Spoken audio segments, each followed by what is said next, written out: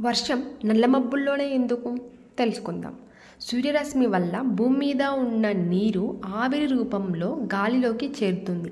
ఆపై ఆ నీటి ఆవిరి చల్లబడి చిన్న నీటి బిందువులు లేదా మంచు స్ఫటికాలుగా ఘనీభవించి మేఘాలను ఏర్పరుస్తుంది. ఈ చిన్న బిందువులు కలిసి పెద్దవిగా బరువైనవిగా మారినప్పుడు గురుత్వాకర్షణ శక్తి వల్ల వర్షంలా కురుస్తుంది. అయితే వర్షం కురిసే చాలా సందర్భాల్లో మేఘాలు నలుపు లేదా ముదురు రంగులోనే ఉంటాయి. అలా ఎందుకు? తెల్ల మేఘాలు వర్షాన్ని కురిపించలేవా? ఇప్పుడు తెలుసుకుందాం.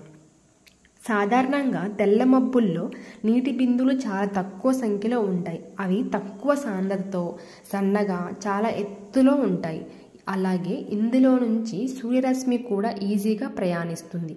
అందుకే ఇవి జోరు వానల్ని కురిపించలేవు. కానీ నల్ల మబ్బులు అలా కాదు. ఇందులో అధిక సంఖ్యలో నీటి బిందువులు మంచు స్ఫటికాలు ఉంటాయి. ఈ మేఘాలు భూమికి చాలా దగ్గరలోనే ఉంటాయి. వీటిలో ఉండే అధిక సాంద్రత వల్ల సూర్యరశ్మిని భూమి మీదకు చేరనివ్వదు. అందువల్లే మేఘాలు నల్లగా కనిపిస్తాయి, భారీ వర్షాన్ని కురిపిస్తాయి. Thank you. జై హింద్.